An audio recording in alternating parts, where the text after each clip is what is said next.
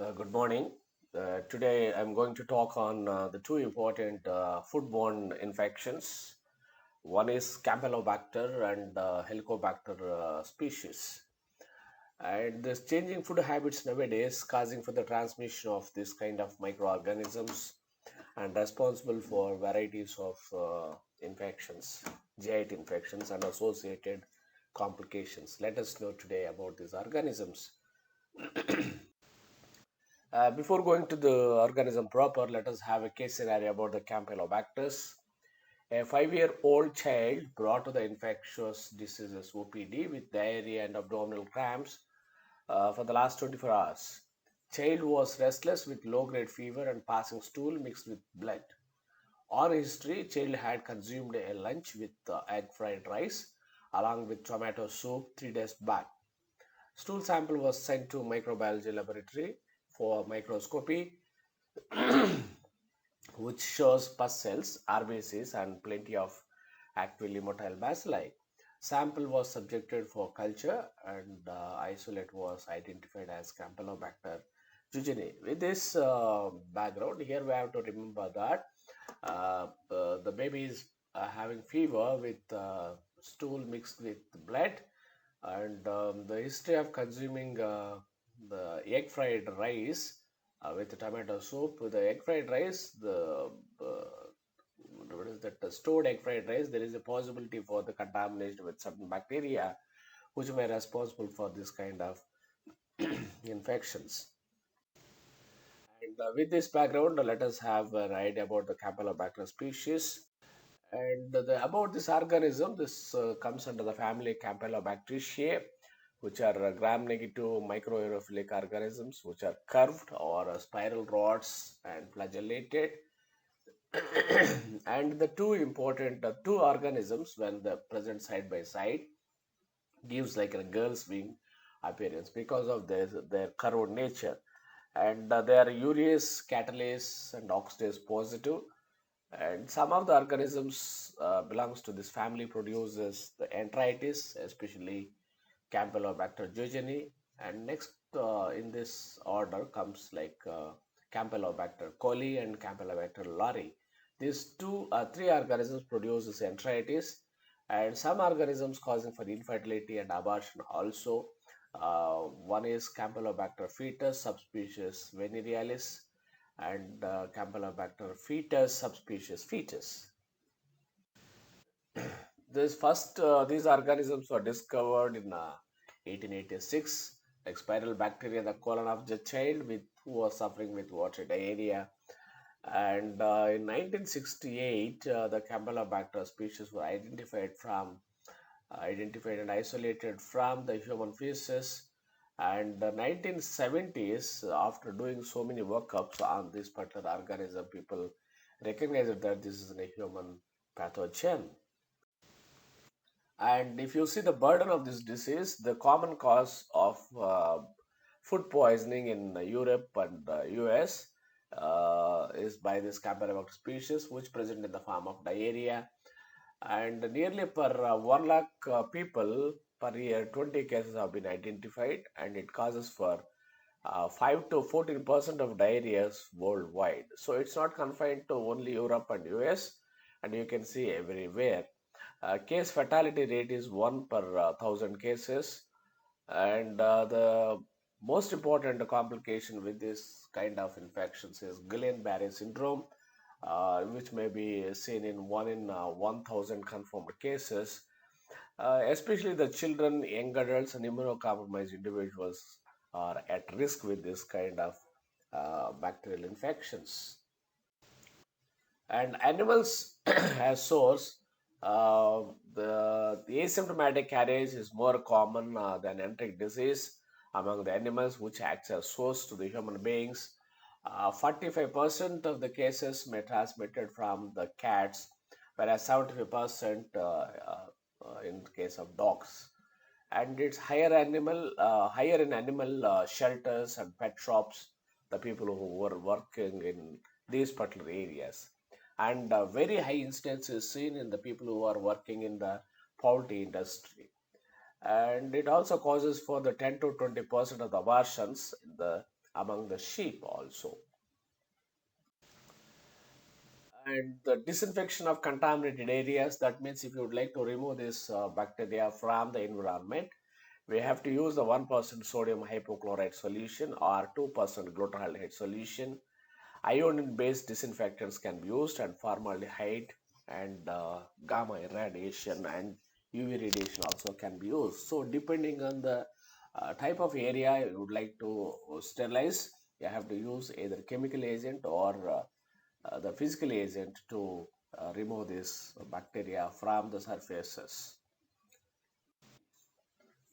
A mode of transmission, it's a fecal-oral route from the infected persons. The contaminated food or undercooked meat or raw milk or poultry items, especially the poultry items, act as source for these microorganisms, and by means of fecal-oral route, the persons may get infected. And another mode of transmissions are contact with vaginal discharges from the infected animals and aborted fetuses or fetal membranes. Mainly the Campylobacter fetus can get transmitted by this route. And among the cattle, this infection is venereal in origin. And pathogenesis, it requires very low infectious dose, less than 500 microorganisms are sufficient to produce the disease. And this bacteria invades with the help of lipopolysaccharide and outer membrane protein, and also PEB1 protein, that is periplasmic amino acid binding protein 1. All these can damage the mucosal surfaces of jejunum, ileum, and colon, and start releasing its own type of toxin. This toxin is like a cholera like enterotoxin, which is heat labile toxin, and responsible for diffuse edematous and exudative enteritis, which finally results in the presence of blood and pus in the stools. This is all because of the inflammation of the mucosa of the jejunum and ileum, and that's why it's known as inflammatory diarrhea. And here we can see the Peyer's patches in the small intestine, where this bacteria will be taken up by the Peyer's patches, the cells present in the Peyer's patches. And after the activation, because of this particular bacterium, the pro-inflammatory cytokines are produced, and T helper 1 specific immunity will be increased, as well as the IgA antibody response also will be increased. All this can give the protection also from this particular bacterium. And here you can see the how the immunological response is responsible for the inflammation of the bowel, which results in the clinical manifestations in the infected individual. And disease manifestations in human, the Campylobacter jejuni produces gastroenteritis, as we discussed earlier. After an incubation period of 2 to 5 days, the clinical manifestations may start either a mild or a severe or even sometimes fulminating type of colitis. As we discussed earlier, this is an inflammatory diarrhea which is manifested in the form of fever, nausea, vomiting, and also the abdominal pain with watery or sticky diarrhea. Most of the times it's seen along with the blood, and it's mostly the people may recover within 2 to 5 days. Otherwise, we have to go for treatment also. And the complications, the most important complication is Guillain-Barré syndrome. More than 30% of the Guillain-Barré syndrome in US are mainly produced by the serotype O19 of Campylobacter jejuni. This is because of the antigenic cross reactivity between the Campylobacter oligosaccharides of lipopolysaccharide versus glycosphingolipids on neuronal tissues.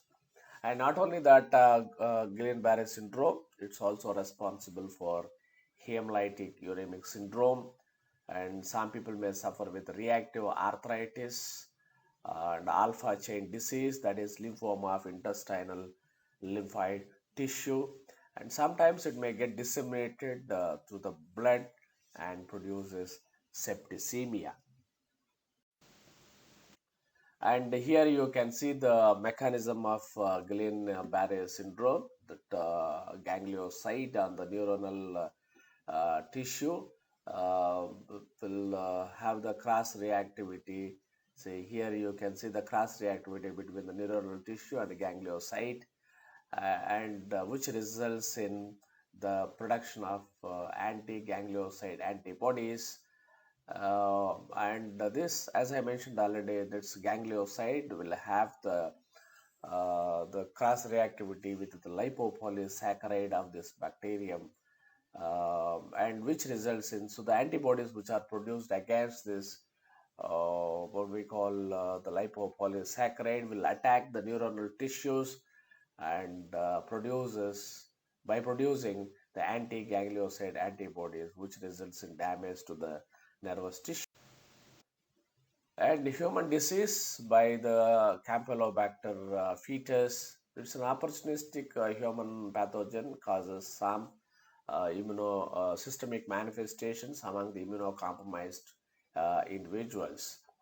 The potential complications are the endocarditis, pericarditis, pneumonia, thrombophlebitis, peritonitis, and meningoencephalitis.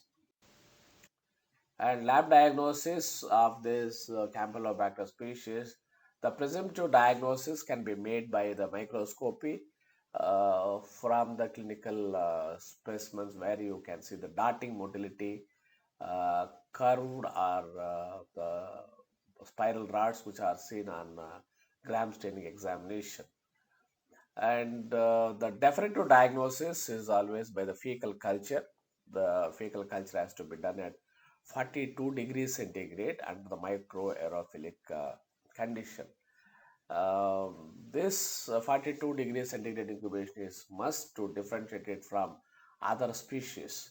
Campylobacter jejuni is thermophilic, but not the Campylobacter fetus. So Campylobacter fetus won't grow at 42 degrees centigrade. Only jejuni can grow at 42 degrees centigrade.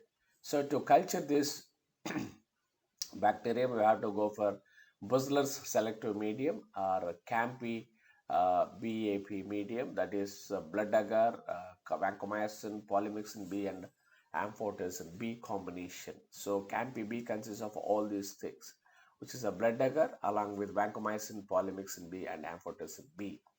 And another important and most commonly used medium is Skiros or Bussler's medium, where you can see the gray glistening small non-hemolytic colonies. On right side of this slide, you can see the plate, red colored plate, which is Skiros medium, where you can see the gray glistening small non-hemolytic colonies.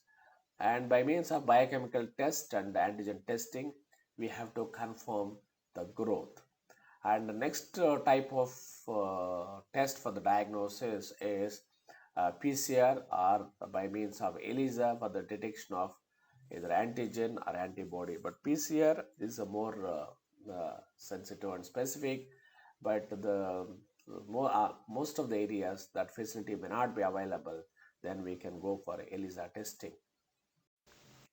And treatment, supportive care has to be given by means of replacement of fluid, and we have to correct the electrolyte imbalance.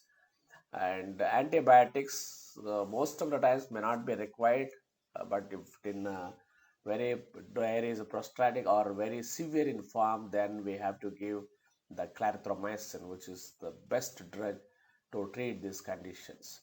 And the intensive therapy has to be given when the complications are present, like Guillain-Barré syndrome or arthritis or any other associated severe electrolyte imbalances are there, or severe fluid imbalances are there, then we have to give the intensive therapy.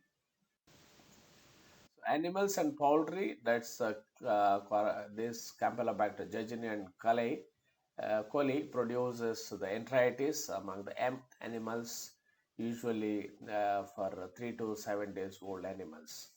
And this type of diarrhea, enteritis here is intermittent or the persistent diarrhea. It may be continuously diarrhea or the intermittent diarrhea is present. In the poultry, it may cause for the severe damage by producing acute disease and causing for massive death among the birds. And prevention of infection, avoid raw dairy products, undercooked meat, and separate the raw foods from the cooked one to avoid the contamination. Maintain a good hand hygiene and avoid sick animals or sick birds. And there is no human for, vaccine for human use.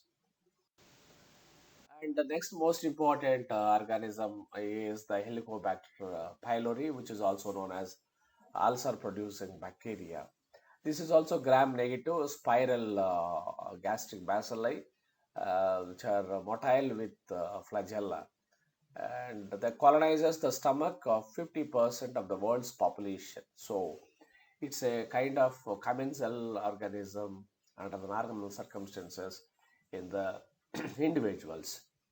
Here you can see the gram staining smear of gastric biopsy, and where you can see the uh, gram negative spiral bacilli. The magnified view, you can see the spiral bacilli in one or two areas. And the species of medical importance are the the Helicobacter pylori. The reservoir for this Helicobacter pylori is human beings due to the colonization of the stomach. And this bacteria can get released from the stool sample. So contamination of the food and water with this infected stool acts as a source for the transmission. So by means of fecal-oral route, it get transmitted from one person to other person. So in the families, if any one person is suffering the disease, there is a risk for transmission of this disease to other individuals also. And the gastric antrum is most common site of infection for this bacterium in the stomach, and its pathogenesis is not very much complicated, but by producing certain enzymes, it causes for its pathogenicity. And first among them is urease enzyme production. Because of this urease enzyme, the ammonia will be released from the urea, and which neutralizes the gastric pH and increases the chances of colonization in that particular neutral pH. And this when it's get colonized, the accumulation of the monocytes and the neutrophils at the site of colonized area results in the production of large number of cytokines, and which results in inflammation, which inflammation is a prominent one. And not only the urease, even superoxide dismutase, catalase, also produced by this bacterium, which can prevent the phagocytic mechanism, and so phagocytosis will be inhibited. And another important factors participating are responsible for their pathogenesis are lipopolysaccharide, which stimulates the autoantibody production against parietal cells because of the molecular mimicry between the lipopolysaccharide of the bacterium and the parietal cells of the parietal cells of the host, which results in damage to the parietal cells and causes for the atrophy, gastric atrophy. And two important biotypes are there, 1 and 2. Type 1 produces vacuolating cytotoxin, otherwise called VAC-A, which is responsible for ulcer formation. And another important gene is the cytotoxin associated gene A, otherwise called CAG-A gene, which encodes for type 4 secretory system, which is responsible for directly injection of the responsible pathogenic proteins into the cells to produce their pathogenic effects. And the disease, this acute gastritis, is seen either in the form of antral gastritis in case of duodenal ulcers, pan gastritis, which is responsible for adenocarcinoma. So, acute gastritis, uh, if it is an antral gastritis, responsible for duodenal ulcers. If it is a pan gastritis, that means the entire gastrum or stomach is involved, which may result in adenocarcinoma. And peptic ulcer is ulcer disease. It's usually called PUD. It's a meal stimulated acid secretion followed by taking food. The acid will be secreted and it's known as peptic ulcer disease. And another type of presentation is epigastric pain followed by meal if duodenal ulcers are present. The empty stomach, the people, when even at with the empty stomach, some people will suffer with the pain if they are having the gastric ulcers. So, simply to understand, people who are suffering with the duodenal ulcers, they feel pain followed by the epigastric pain followed by the meal, whereas the people who are suffering the gastric ulcers followed by the emptying of the stomach, those people will feel pain, and the burning sensation will be there most of the times when the people are suffering with the disease. And the next one is these are the most important complications we can say. One is chronic atrophic gastritis, and another one is adenocarcinoma of stomach and autoimmune gastritis. All are very important complications to remember, followed by the chronic gastritis. Diagnosis of this Helicobacter pylori infection, so gastric biopsy is a mainstay. It's James. We have to do the James stain or Gram staining or silver impregnation staining because they are very small, very slender spiral organisms. So the silver impregnation staining also to be considered. And next one is we can do the rapid urease test. This rapid urease test will give results within 20 to 30 minutes. Whereas for there are so many other urease positive organisms also there, but they will take minimum 6 to 8 hours to give the positive results. Whereas these organisms will give positive results within half an hour. And a culture to be done on a Skiros medium at 37 degrees centigrade. But remember, this culture is less sensitive to diagnose this particular condition. Next one is fecal antigen testing, which is 94% sensitive as well as 98% specific. So this fecal antigen can be tested even by the ELISA method, or some latex agglutination tests also available.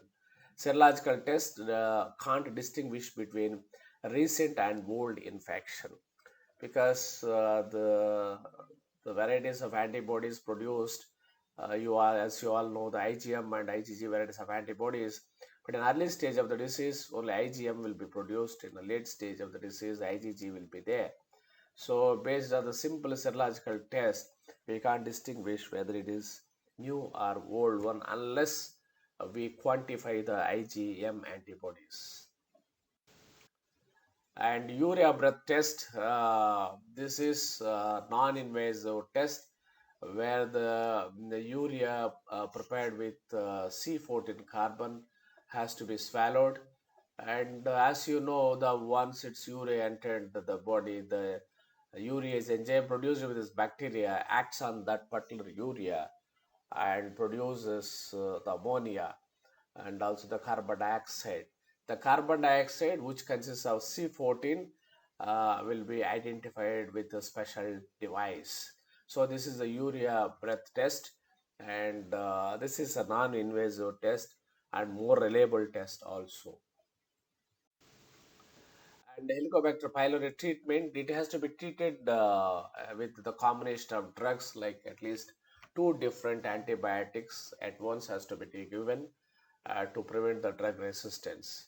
The first line is proton pump inhibitors plus clarithromycin and also metronidazole. These three drug combination has to be given, and proton pump clarithromycin in 250 milligrams and the metronidazole in 400 milligrams has to be given. Proton pump blockers like pantoprazole and other kind of drugs can be given, ramiprazole, pantoprazole like things, and all has to be given for 7 days. And in case of relapse or in case of maltomas, we are suspecting it has to be given for 2 weeks. That's about 14 days. That's one regime, and another regime also available, like proton pump inhibitors plus clarithromycin and amoxicillin. Here the uh, clarithromycin has to be given 500 milligrams BD and 1 gram amoxicillin. 1 gram amoxicillin BD has to be given. And alternative regimens are the proton pump inhibitors or the ranitidine bismuth citrate BD in 400 milligrams and plus the antibiotics like amoxicillin, clarithromycin, and metronidazole. Amoxicillin 1 gram, clarithromycin 500 milligrams, BD, and metronidazole. So these are the varieties of combinations are available. We can choose any one of these regimens to treat this particular condition. But remember, always have to give the combination of drugs to prevent the emerging drug resistance. And natural treatment we can give by means of probiotics and also certain agents like green tea, honey, broccoli, sprites. All these will balance the normal flora of the large intestine, and thereby it stabilizes it stabilizes the normal intestinal flora also. And the diets, all these diets also high in vitamin C and antioxidants. Thereby, see the sprouts and broccoli, they are very good for health always because of they consist of lots of antioxidants and also stabilizes the normal flora of the large intestine. So the take-home message with these two organisms is the Campylobacter and Helicobacter are curved or spiral, actively motile bacilli, and the both are transmitted by the fecal-oral route. And Campylobacter are transmitted from the poultry products and patient. Helicobacter are transmitted from the infected fecal matter. And Campylobacter produces bloody diarrhea, which is inflammatory diarrhea. Helicobacter produces duodenal ulcers, chronic atrophic gastritis, and also cancers in the form of complications. And there is no value for the serological test, only culture is the best, and the clarithromycin is effective drug and to act on both of the organisms. So these are the most important points to remember about this particular organism. And this is about the Campylobacter jejuni and also the Helicobacter pylori. As far as the examination is concerned, both of them are very important short-out questions, since the many number of cases have been seen in the community nowadays because of the changing food styles among the people. And thank you very much. Happy learning.